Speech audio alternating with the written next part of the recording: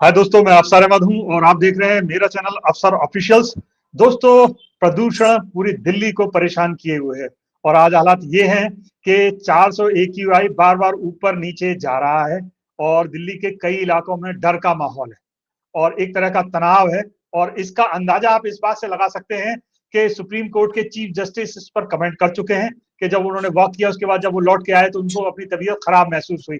और कल एक कमेंट, बड़ा इंटरेस्टिंग कमेंट आया, आज अखबारों में पब्लिश भी हुआ है कि सुप्रीम कोर्ट ने कहा कि हमारे पास कोई जादू की छड़ी नहीं है जो हम इस प्रदूषण को एकदम ठीक कर सकें।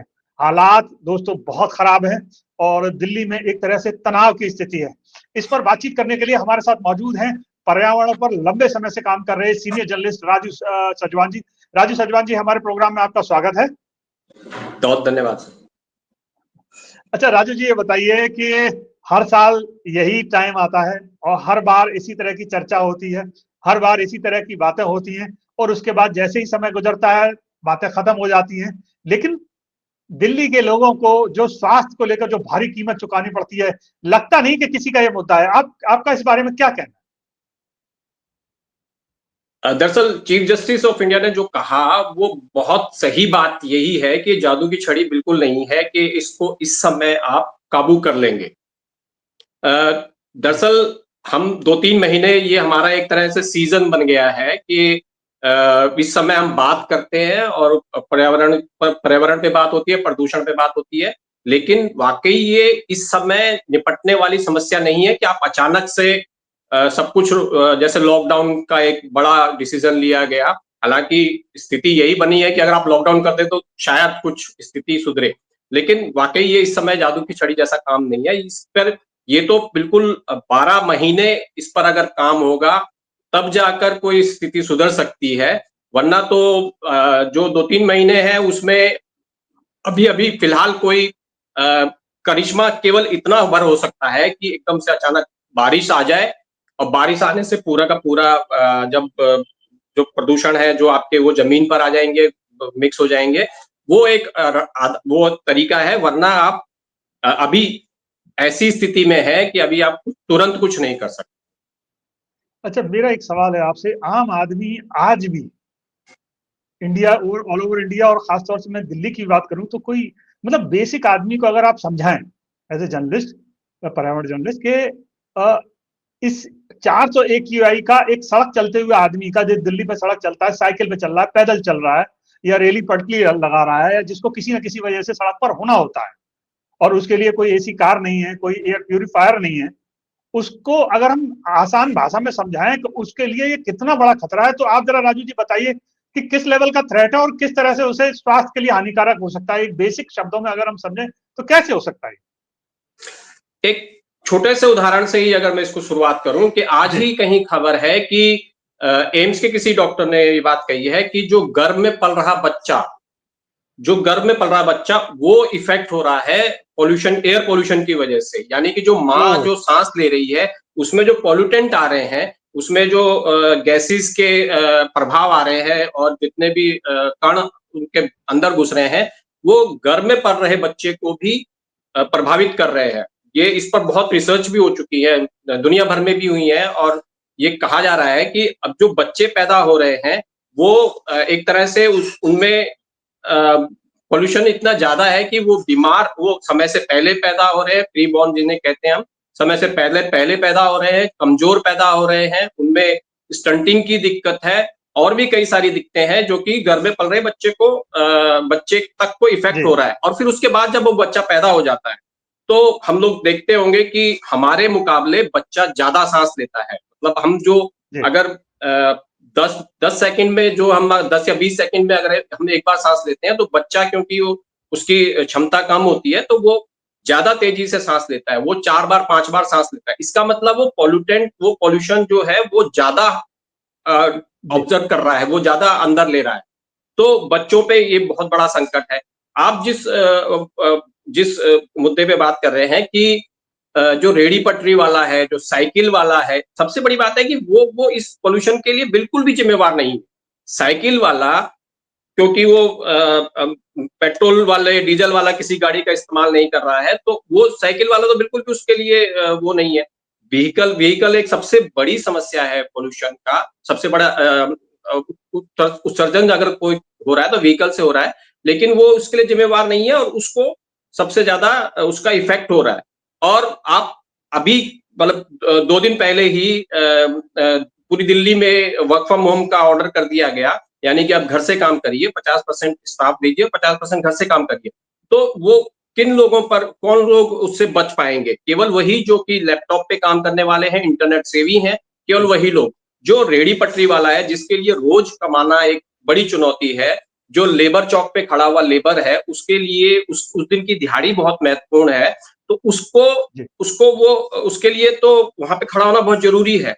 और जो वहां से जो गुजर रहे वाहन है, उस सड़क पर जो धूल है, जो डस्ट एक बड़ा पार्टिकल है उसका, पोल्यूशन का रीजन है, वो उसी धूल के पास में खड़ा होता है। उसी गाड़ियों से गुजर रही हैं, हम गाड़ियों को शीशे लगा के चल रहे होते हैं, हमने अब तो गाड़ियों में एयर प्यूरिफायर भी लगाना शुरू कर जी दिया है, तो हम तो उससे बच रहे हैं, लेकिन जो बाहर खड़ा हुआ आदमी है वो उससे इफेक्ट हो रहा है। ये एक बड़ा संकट है कि जो ज्यादा जिम्मेवार नहीं है, वो इस पोल्यूशन से ज्यादा इफेक्ट हो रहे हैं। जी। अच्छा, मुझे ये बताइए कि आज हम दिल्ली, हम बहुत बहुत सारी उम्मीदें हैं, देश में बड़े बड़े विकास की बात हो रही है और हो भी रहा है।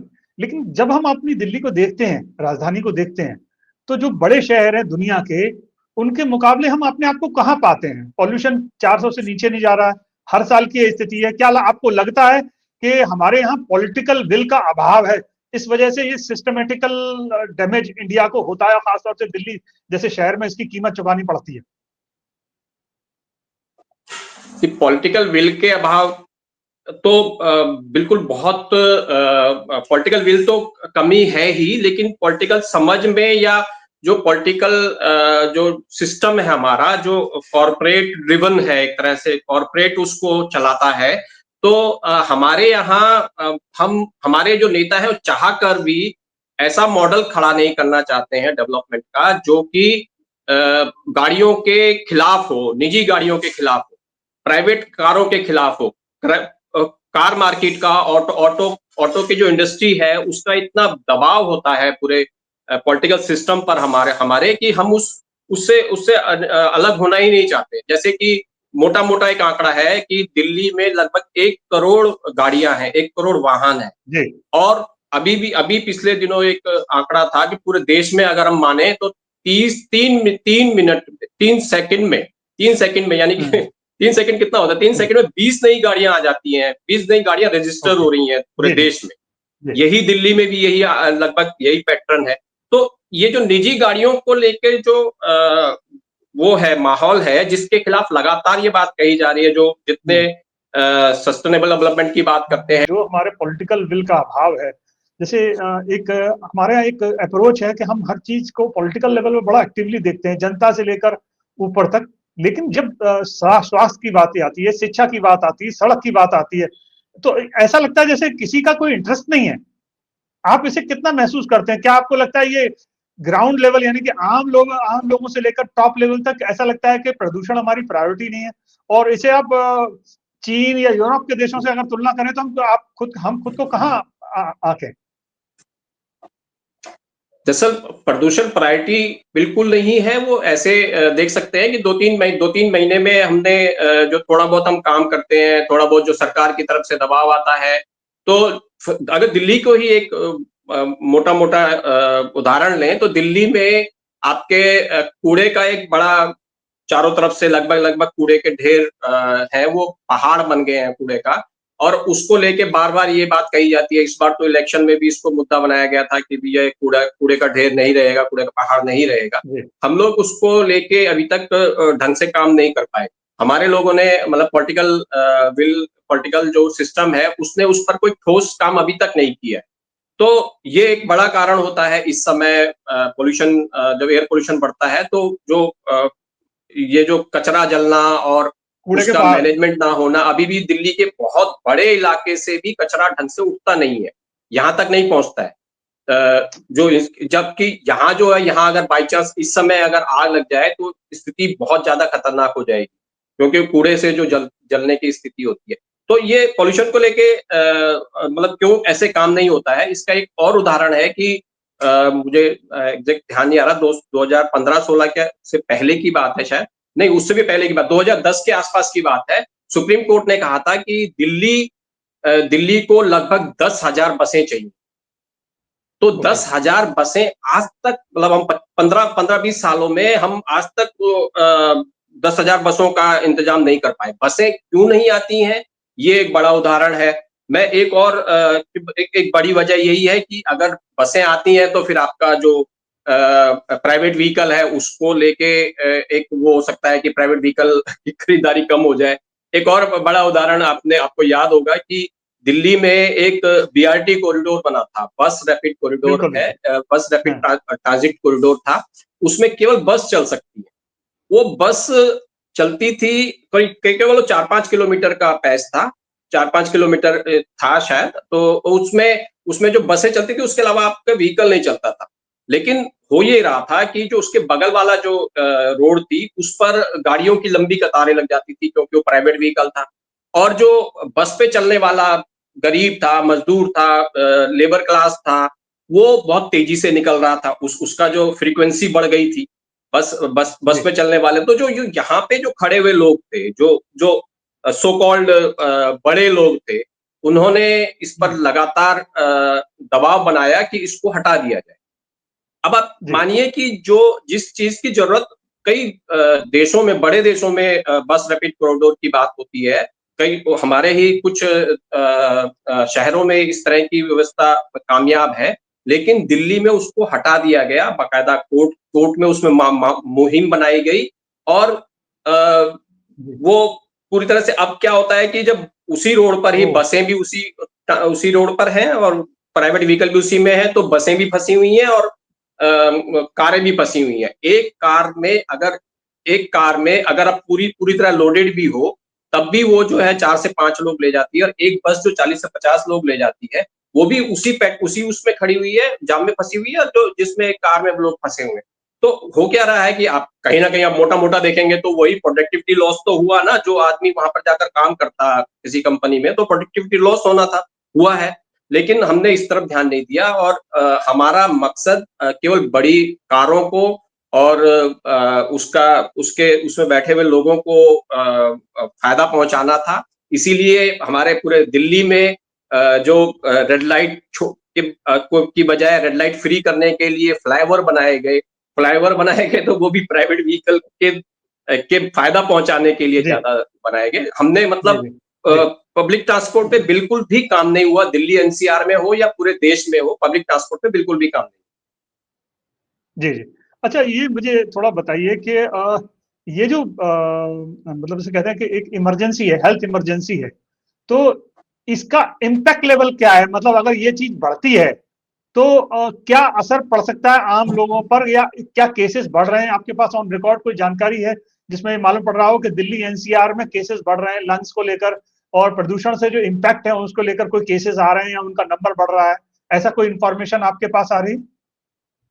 देखिए, ये चीजें तो अब एक एक बड़ा संकट जो इस साल से दिल्ली वाले महसूस कर रहे हैं, वो ये है कि अब एक्यूआई जो एयर क्वालिटी इंडेक्स है, उसको मैनेज किया जा रहा है। आपने भी ये कुछ रिपोर्ट्स पढ़ी होंगी, कुछ इधर-उधर देखा जी होगा कि जो जहाँ-जहाँ पे एयर पॉल्यूशन के ट्रैक किया जाता था, मॉनिटर किया जाता था, उस जी सेंटर के आस-पास आप पानी की लेयर बिछा दे रहे हैं, बल्कि कह रहे हैं कि वहां पर बाढ़ जैसी स्थिति आ गई है, इतना पानी डाला जा रहा है ताकि वो एयर क्वालिटी का इंडेक्स जो अरे, है बढ़े ना। अभी भी ये तो बहुत हैरान करने हमें वाला है। हमें बार बार ये कहा जा रहा है कि हम 400 एक्यूआई से नीचे, 400 एक्यूआई। जी और पिछले कुछ सालों में 400 से हम लगातार ऊपर थे। एक ग्रैप 4 लग गया था, जो कि 400 के बाद लगाया जाता है, लेकिन यहाँ ग्रैप 3 जी से जी काम चलाया जा रहा है। तो ये जो डाटा मैनेजमेंट है, ये पिछले कुछ सालों में जो बढ़ा है पूरे देश भर में, वो डाटा मैनेजमेंट की वजह से डेटा तो बिल्कुल सामने आ नहीं रहा है। हाँ, लेकिन आप हॉस्पिटल्स में चले जाइए, हॉस्पिटल्स में आपको मोटा-मोटा आप देखेंगे कि वहाँ पे लंग्स वाले पेशेंट्स बढ़े होंगे, अस्थमा पेशेंट्स बढ़े हैं। हमारे पहले ये होता था कि दिल्ली में बाकायदा एक हॉस्पिटल है, मैं नाम भूल रहा हूँ, वहाँ पे एक एयर पोल्यूशन को लेके पूरी एक ओपीडी होती थी कि एयर पोल्यूशन से रिलेटेड जितने भी मरीज होंगे वो वहीं उनका इलाज होगा। दिल्ली का सरकारी हॉस्पिटल है। तो लेकिन इस बार वो अभी तक एक्टिव नहीं हुआ है, जबकि स्थितियां कितनी खराब हैं ये ग्राउंड पर जाकर ज्यादा पता चलेगी।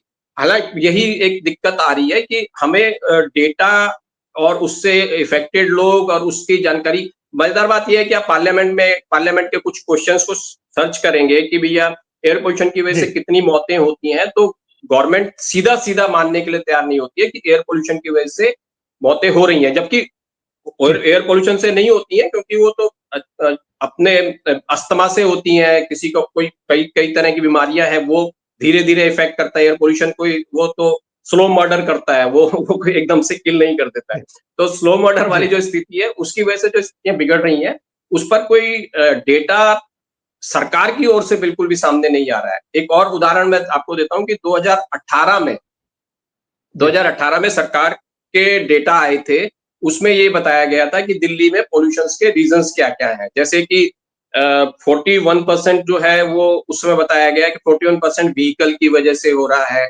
और तकरीबन 40 से 41% उसके इंडस्ट्री की वजह से हो रहा है, डस्ट की वजह से हो रहा है। ये एक अलग-अलग बाइफरकेट किया गया था। लेकिन 2018 जी के बाद से अभी तक उस पर कोई अपडेट नहीं हुआ है। यानी कि बहुत चीजें बदल गई होंगी, लेकिन अभी तक मतलब गवर्नमेंट की तरफ से ये तक नहीं बताया जाता हमारे को कि किस वजह से पोल्यूशन हो रहा है।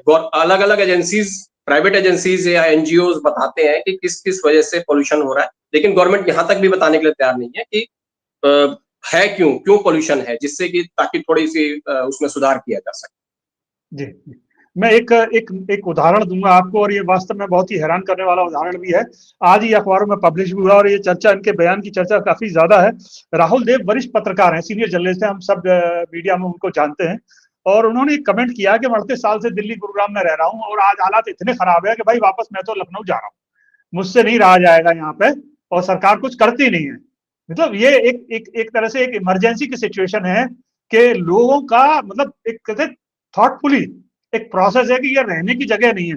एक भास्कर का ही एक मैं सर्वे भी कोट कर रहा हूँ कि ये एक सर्वे, स्माइटन पल्स एआई का एक सर्वे इन्होंने कोट किया है कि 80% लोग दिल्ली छोड़ना चाहते हैं। ये तो बड़े गंभीर हालात हैं राजू जी, इसे आप किस तरह समझ पा रहे हैं? क्या आपको लगता है कि बड़ा पलायन देखने को मिल सकता है दिल्ली में, या सिर्फ ये सतही और वक्ती तौर पर एक चिंता है जिसको हम देख रहे हैं? नहीं, हम लोगों की भी जो मेमोरी पावर होती है बहुत कम होती है। तो मतलब हम 2 महीने बाद अभी भी मुझे लगता है कि एक बहुत बड़ा वर्ग जो है वो यही मानता होगा कि मुझे खांसी हो रही है, मुझे अगर दिक्कत हो रही है तो मौसमी होगी, या कोई मतलब उसको लेके बहुत एकदम से वो नहीं है, गुस्से में नहीं है। कुछ पढ़े लिखे लोग होंगे, कुछ समझदार लोग होंगे जो कि ये मान रहे होंगे कि एयर पोल्यूशन की वजह से होगा। लेकिन ये ऐसी स्थिति है कि अभी भी बहुत से लोग इस चीज को मानने के लिए तैयार नहीं होंगे। तो ये 2-3 महीने के बाद फिर से हम इसी पैटर्न पे आ जाएंगे, जैसे कि कोविड के टाइम पर ये कहा गया था कि बड़े शहरों में रहना लोग छोड़ देंगे, गांव में चले जाएंगे। हम लोग भी जब उत्तराखंड से मैं रिपोर्ट कर रहा था तो लोग वहां पर, जो यहाँ से लोग प्लान करके गए थे, वो लोग कहते थे कि नहीं नहीं हम दिल्ली अब नहीं जाएंगे। लेकिन 3 महीने बाद, 6 महीने बाद वो लोग दिल्ली आ गए। तो ये एक शॉर्ट मेमोरी वाली जो हमारी बीमारी है, ये बहुत हद तक तो प्लान को नहीं करेगी। लेकिन हाँ, जैसे राहुल देव जैसे लोग, या जो समझदार लोग हैं, मेरे एक बहुत करीबी दोस्त हैं, उन्होंने दिल्ली इसलिए छोड़ी कि उनके बेटे का जन्म होने वाला था। उनका बेटा, उनकी वाइफ प्रेग्नेंट थी, और उन्होंने अच्छी खासी नौकरी छोड़ दी। असम के रहने वाले थे, असम में चले गए। उन्होंने कहा कि नहीं, मैं यहाँ नहीं रहना चाहता, मैं नहीं चाहता कि मेरा बेटा जो है पैदा हो और उसके बाद वो निम्राइजर पे ही 4-5 साल तक वो चलता रहे। तो ये एक सोच वाले लोग हैं जो कि दिल्ली छोड़ रहे हैं। लेकिन फिर भी एक बड़ा क्लास है, बड़ा जो यहाँ का तबका है जिसका दिल्ली के बगैर काम नहीं चल सकता, और हम लोगों ने किया भी नहीं है ना कुछ ऐसा। मुझे याद है कि हम लोग रिपोर्ट कर रहे थे तो 90s के आसपास की बात है। दिल्ली को जब एनसीआर का एक्सपेंशन की बात हो रही थी तो कहा गया था कि दिल्ली के कई जो है कई ऑफिसेज जो हैं, सरकारी ऑफिसेज इधर उधर शिफ्ट किए जाएंगे। यहाँ तक कि हमारे फरीदाबाद में भी एक पूरा एक बड़ा ऑफिस बदले गए। तो लेकिन क्या हुआ, धीरे धीरे वो खत्म हो गए। और अब क्योंकि वहां पे सेक्रेटरी वहां दिल्ली में बैठता है, मंत्री वहां पे दिल्ली में बैठता है, तो सब लोग अब यहाँ पे बहुत कम लोग रह गए हैं। और वो लोग दिल्ली फिर से दिल्ली में शिफ्ट हो गए। तो ये एक जो सेंट्रलाइज डेवलपमेंट का मॉडल है, दिल्ली के आसपास दिल्ली में ही डेवलपमेंट का जो मॉडल है, वो उसमें खामियां होने की वजह से लोगों का दिल्ली के बगैर गुजारा नहीं चल सकता। और आज की डेट में ये एक बड़ा वर्ग है जो कि दिल्ली में रहना चाहता है और दिल्ली में काम करना चाहता है। वजह यही है कि उसका दिल्ली के बगैर काम नहीं चल सकता। लास्ट में मैं आखिरी सवाल आपसे पूछूंगा राजीव जी, इसका निदान क्या है? मतलब कोई अगर हम लॉन्ग टर्म इसका कोई सॉल्यूशन तलाशें तो क्या सॉल्यूशन दिखाई देता है? ये 400 का ये डरावना एक AQI अगले साल हमें हमारी पीढ़ियों को देखना ना पड़े। मतलब हर साल इसी तरह का जो डर पैदा होता है, ये तो और भयानक होने वाला है। सिचुएशन तो बदलती नहीं, जैसे आपने इशारा किया कि आप पानी डाल के जो है AQI सेट कर रहे हो, तो ये तो आर्टिफिशियल है। ये कब तक चलाते रहोगे और कब तक आंखों का धोखा देते रहोगे? इसका आपको निदान क्या नजर आता है? कोई हम ऐसे 2-3 स्टेप में समझें कि इसका ये निदान है, ये हल निकल आएगा अगर हम ये करते हैं, क्या हो सकता है? देखिए, सबसे पहले जो हमें जो सबसे बड़ा जो रीजन है उसको काबू करना पड़ेगा। जो सबसे बड़ा रीजन है अभी भी जो NOx होता है, नाइट्रोजन ऑक्साइड होता है, उसका जो 81% सोर्स है वो व्हीकल है। और अभी भी PM 2.5 जो सबसे घातक है, वो उसका भी सोर्स जो है वो व्हीकल है। तो जब तक हमें व्हीकल, सबसे पहले हमें व्हीकल के लिए व्हीकल पे काम करना पड़ेगा। उसको निजी गाड़ियों को किसी न किसी तरह कम करने के बारे में सोचना पड़ेगा। उसके लिए हमें पब्लिक ट्रांसपोर्ट बनाना पड़ेगा, लास्ट माइल कनेक्टिविटी देनी पड़ेगी। हर आदमी को मतलब घर के आसपास एक ऐसा वो मिले, मॉडल मिले कि वो घर के आसपास, और हुआ भी है कुछ मोहल्ला बसें जिसको अब देवी बसों के नाम पे शुरू किया गया है, वो छोटे स्तर पर है, वो उसको शुरू किया गया है। तो ये इस तरह से एक पब्लिक ट्रांसपोर्ट का एक बड़ा नेटवर्क खड़ा करना पड़ेगा, जो कि लोगों को प्राइवेट व्हीकल की ओर मतलब कम करे, उनको रोके। फिर उसके अलावा जी 2-3 चीजें और है, जैसे कि हम थर्मल पावर के आसपास हमारा जितना भी, अभी भी अगर आप देखेंगे, अगर आंकड़े देखेंगे, तो जो सबसे बड़ा दिल्ली का जो व्हीकल का जो है 41% की बात होती है कि व्हीकल है, लेकिन जो NCR के जो बाकी इलाका है वहां इंडस्ट्री सबसे बड़ा वो है। इंडस्ट्री से ज्यादा पॉल्यूशन होता है व्हीकल की वजह। तो वो क्योंकि अब दिल्ली चारों तरफ से घिरी हुई है, तो उसमें वहां से जो भी हमारे हवा के साथ जो जहर के कण आते हैं, उस इंडस्ट्री पे काबू जी करना होगा। उस इंडस्ट्री के लिए अभी तक क्या हुआ है कि हम लोग, एक बात आई थी कि PNG होने चाहिए, पाइप से जो गैस जो जाती है उससे इंडस्ट्री चले, लेकिन वो भी अब प्रॉपर हम नेटवर्क नहीं खड़ा कर पाए हैं। नेचुरल गैस का अपना एक बड़ा स्कैम है, पूरे जी देश में चल रहा है। तो ये जी तो आपको इंडस्ट्रीज को वो क्लियर करना पड़ेगा। वहां से अभी भी कुछ हमारे आसपास थर्मल पावर चल रहे हैं, गाजियाबाद में जी है और इधर सोनीपत पानीपत की साइड में है, जिनको भी रोकना होगा, जिनकी वजह हमें, मेरे ही फरीदाबाद में एक गैस का एक पावर स्टेशन लगा था, लेकिन वो 400 मेगावाट से समथिंग था। वो आज तक काम नहीं कर रहा है क्योंकि उसके पास गैस नहीं है। दिल्ली के बवाना में मनमोहन सिंह प्रधानमंत्री थे, उन्होंने 1600 मेगावाट का एक गैस जी पावर प्लांट खड़ा किया था। बहुत 10,000 करोड़ उस समय शायद इतना ही कुछ था, लेकिन वो काम नहीं कर रहा है क्योंकि उसमें गैस नहीं है। तो ये चीजें जो छोटी छोटी माइनर चीजें हैं, उसको, माइनर नहीं है, बड़ी चीजें हैं, आपको इसको इस लेवल पे समझना होगा। आपको ये समझना होगा कि ये बीमारी केवल 2 या 3 महीने की नहीं है, पूरे साल भर की बीमारी है। मैंने पहले भी ये बात कही है कि दरअसल दिल्ली में AQI जो है 50 AQI से कम, यानी कि जो गुड AQI है, वो केवल तब होती है जब यहाँ पर बारिश आती है। दिल्ली में कभी भी इस AQI में नहीं रहती है, 50 AQI में नहीं, यानी कि बुरे में और बहुत बुरे में, अब जाके सीवियर हो जाता है तो सीवियर स्थिति में रहती है। हम लोग सीवियर की स्थिति में होते हैं, तब जाकर हमें याद आता है कि हमें कुछ करना चाहिए, लेकिन हम हमेशा पूरे महीने, पूरे साल हम जो है बुरी स्थिति में रहते हैं। वो एक तरह से, मतलब जब अक्टूबर नवंबर में उधर से पराली जलती है और यहाँ से पटाखे जलाते हैं, तो वो आग में घी डाल देते हैं, तो उसके बाद एकदम से हमें लगता है कि ओहो, जी ये तो बड़ा संकट है। लेकिन ये संकट पूरे 12 महीने का संकट है, और इसको हम इस तरीके से धीरे धीरे चीजों को सुधारना होगा, संभालना होगा। यहाँ एक चीज और बात हम लोग अभी बताना मैं बेहतर समझता हूँ कि एक क्लाइमेट चेंज की स्थिति भी आई है। वो क्लाइमेट चेंज की स्थिति ऐसे है कि होता ये था कि अक्टूबर नवंबर में जब ये थोड़ा सा भी इस तरह की स्थिति बनती थी तो बारिश होती थी। आपने देखा होगा कि अभी तक बिल्कुल भी बारिश नहीं हुई। बारिश न होने की वजह से जो थोड़ा बहुत पोल्यूशन जो ऊपर जाना था वो ऊपर नहीं गया और वो उसको मतलब नीचे आना चाहिए था, वो नीचे नहीं आया, तो वो बारिश भी नहीं हो रही है। तो ये सब चीज़ों को समझते हुए हमें पूरे साल भर का एक प्लान बनाना होगा, बल्कि 5 साल 10 साल तक का प्लान बनाना होगा। जैसे कि हमने पराली को लेके है, पराली में पिछले कल वहाँ पे कृषि मंत्री गए थे, उन्होंने पंजाब को कहा नहीं नहीं जी आपने बहुत अच्छा किया, पराली नहीं जलाई। तो ये चीज पराली को लेके एक माहौल बना और उस पर एक नियंत्रण आया। तो वो पराली से खाली काम नहीं होगा, दिल्ली को अपने अपने अपने नेटवर्क को सुधारना होगा, अपने तरीके को समझना होगा। जी, जी, जी। तो दोस्तों आपने सुना सीनियर जर्नलिस्ट राजू सेजवान जी को, और बहुत सी ऐसी जानकारी जो पर्यावरण को लेकर डिस्कशन में नहीं है, और हम जो चर्चा करते हैं वो पॉलिटिकल ज़्यादा होती है, और बहुत से ऐसे डिस्कशन कर रहे होते हैं जो हमें पसंद है। लेकिन हमारी ज़िंदगी में हमारी हेल्थ पर क्या चीज़ आ रही है, क्या असर डाल रही है, वो हमारी ज़िंदगी में चर्चा का हिस्सा नहीं है। लेकिन अब हम खुली आँखों से देख रहे हैं। एक्यूआई 400 से ऊपर जा रहा है और हमें डरा रहा है। और आपने जैसे राजू जी को सुना कि हमारे नवजात बच्चे, छोटे बच्चे जो अभी मतलब जो जो गर्भ में हैं, वो तक इसके असर का शिकार हैं। अब सोचिए क्या स्थिति रही होगी। उम्मीद है कि सरकार इस पर गौर करेगी और ये हेल्थ इमरजेंसी को खास तौर से इमरजेंसी की तरह ही लेगी, ना कि फॉर्मल डिस्कशन की तरह कि नहीं आया और चला गया। इससे हमें बचने की जरूरत है। तो दोस्तों आपने राजू जी को सुना और ये बहुत इंपॉर्टेंट जानकारी उनसे मिली। राजू जी आपका बहुत बहुत शुक्रिया पर्यावरण बहुत से शुक्रिया। के इस ये जानकारी देने के लिए। तो दोस्तों ये चर्चा यहीं तक। नेक्स्ट एपिसोड में किसी नए विषय पर हम चर्चा करेंगे किसी नई पर्सनालिटी के साथ। तब तक के लिए नमस्कार। नमस्कार राजू जी, थैंक यू। नमस्कार।